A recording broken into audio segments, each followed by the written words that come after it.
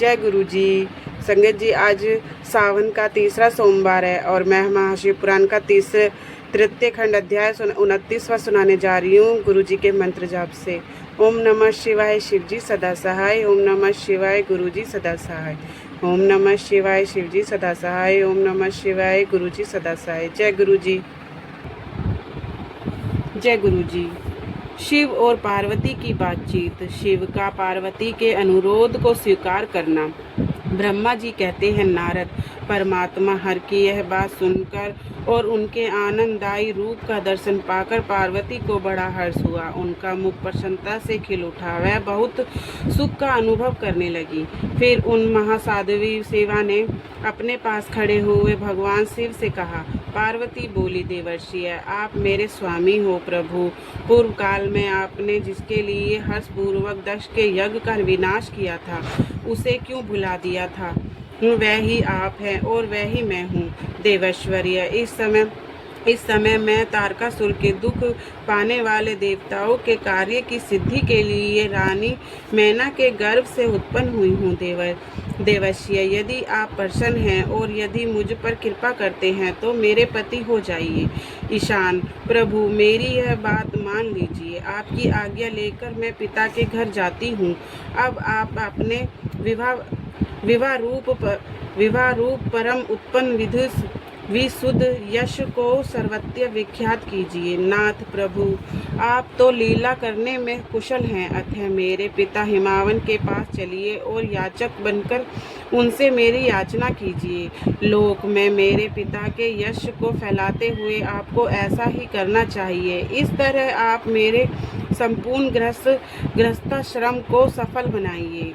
अब जब आप प्रसन्नतापूर्वक ऋषियों से मेरे पिता को सब बातों की जानकारी कराएंगे, तब मेरे पिता अपने भाई बंधुओं के साथ आपकी आज्ञा का पालन करेंगे, इसमें संदेह नहीं है। जब मैं पहले प्रजापति दक्ष कन्या थी उसमें और मेरे पिता ने आपके हाथ में मेरा हाथ दिया, उस समय आपने शास्त्रों विधि से विवाह का कार्य पूरा नहीं किया। मेरे पिता दक्ष ने ग्रहों की पूजा नहीं की, अतः उस विवाह में ग्रह पूजन विषयक बड़ी भारी तुष्टि रह गई।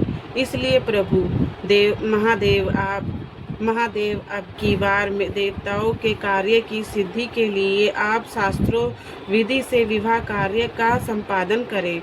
विवाह की जैसी रीति है उसका पालन आपको अवश्य करना चाहिए। मेरे पिता हिमावन को यह अच्छी तरह ज्ञात हो जाना चाहिए कि मेरी पुत्री ने शुभ कारक तपस्या की है। पार्वती की ऐसी बात सुनकर भगवान सदाशिव बड़े प्रसन्न हुए और उनसे हंसते से प्रेम पूर्वक बोले। शिव ने कहा, देवी महेश्वरी, मेरी यह उत्तम बात सुनो। यह उचित, मंगल कारक और निर्दोष है। इसे सुनकर वैसा ही करो। वारण से भ्रह आदि जितने भी प्राणी हैं वह सब अनित्य हैं। भामिनी, यह सब जो कुछ दिखाई देता है इसे नश्वर समझो। मैं निर्गुण परमात्मा और गुणों से युक्त हो एक से अनेक हो गया हूँ। जो अपने प्रकाश से प्रकाशित होता है वही परमात्मा मैं दूसरे के प्रकाश से प्रकाशित होने वाला हो गया हूँ। देवी मैं स्वतंत्र हूँ, परंतु तुमने मुझे परतन बना दिया। समत कर्मों को करने वाली प्रकृति एवं महामाया तुम ही हो। यह संपूर्ण जगत माया में से ही रचा गया है। मुझ सर्वथा परमात्मा ने अपनी उत्तम बुद्धि के द्वारा इसे धारण मात्र कर रखा है। सर्वतीय परमात्मा भाव रखने वाले सर्वथा पुण्यवानों ने इसे अपने भीतर सींचा है तथा यह तीनों गुणों से अभिष्ट है। देवी वरवर्णी, कौन मुख्य ग्रह है और कौन से ऋतु समूह हैं अथवा कौन दूसरे उपग्रह हैं? इस समय तुमने शिव के लिए क्या कहा है? इसके कर्तव्य का विधान किया है। किस कर्तव्य का विधान किया है? गुण और कार्य के भेद से हम दोनों ने इस जगत में भक्त वत्सलता के कारण भक्तों को सुख देने के हेतु अवतार ग्रहण किया है। तुम ही रज सत तमोमयी सूक्ष्म प्रकृति हो, सदा व्यापार कुशल हो, सगुणा का और निर्गुणा भी हो। सुमध्य में मैं यहाँ संपूर्ण भक्त भूतों का आत्मा निवकार एवं निरह हूँ। भक्ति की इच्छा से मैंने शरीर धारण किया है। सेलजे, मैं तुम्हारे पिता हिमालय के पास नहीं जा सकता तथा भिक्षुक होकर किसी तरह तुम्हारी उनसे याचना भी नहीं कर सकता। गिरिराज नंदिनी, महान गुणों से अत्यंत गौरवशाली महात्मा पुरुष भी अपने मुख से देही यह बात निकालने पर तत्काल लघुता को प्राप्त हो जाता है। कल्याणी, ऐसा जानकर हमारे लिए क्या कहती हो? बृहदे, तुम्हारी आज्ञा से मुझे सब कुछ करना है, अतः जैसी तुम्हारी इच्छा हो वैसा करो। महादेव जी की ऐसा कहने पर ही सती सावधी कमलोचना महादेवी शिवा ने उन भगवान शंकर को बार बार भक्ति भाव से प्रणाम करके कहा। पार्वती बोली, नाथ आप आत्मा हो और मैं प्रकृति, इस विषय में विचार करने की कोई बात नहीं है। हम दोनों स्वतंत्र और निर्गुण होते हुए भी भक्तों के अधीन होने के कारण सगुण हो जाते हैं। शंभु, प्रभु आपको यत्न पूर्वक मेरी प्रार्थना के अनुसार कार्य करना चाहिए।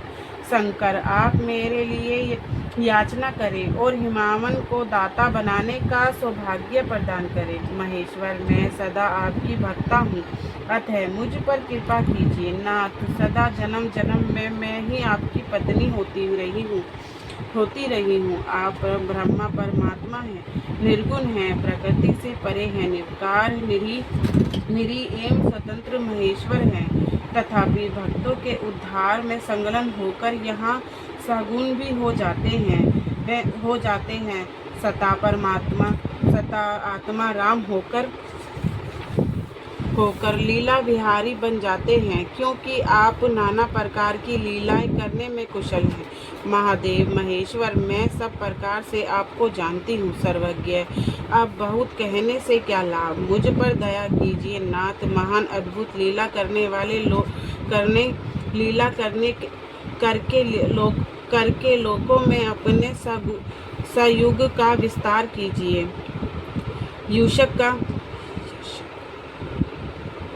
अपने सुयश का विस्तार कीजिए, जिससे गा कर लोग अनायास ही भव सागर से पार हो जाएं। ब्रह्मा जी कहते हैं, नारद, ऐसा कहकर गिरिराज ने महेश्वर को बार बार प्रणाम किया और मस्तक झुकाकर हाथ जोड़कर वह चुप हो गई। उनके ऐसा कहने पर महात्मा महेश्वर ने लोक लीला का अनुसरण करने के लिए वैसा करना स्वीकार कर लिया। पार्वती ने जो कुछ कहा था उसी को प्रसन्नतापूर्वक करने के लिए उद्यत होकर वह हंसने लगी। तदंतर हर्ष से भरे हुए शंभु वहां से अंतर्ध्यान हो कैलाश को चले गए। उस समय काली के विहर से उनका चित्त उन्हीं को और खिंच गया था। कैलाश पर जाकर परम आनंद में निगम हो महेश्वर अपने नंदी आदि गणों से वह सारा वृतांत कह सुनाया। वह भैरव आदि सभी गण भी वह सब समाचार सुनकर अत्यंत सुखी हो गए और महान उत्सव करने लगे। नारद, उस समय वहाँ महान मंगल होने लगा, सबके दुख नष्ट हो गए तथा रुद्रदेव भी पूर्ण आनंद में प्राप्त हो गए। जय गुरु जी, शुक्राना गुरु जी, अनंतम शुक्राना। जय गुरु जी।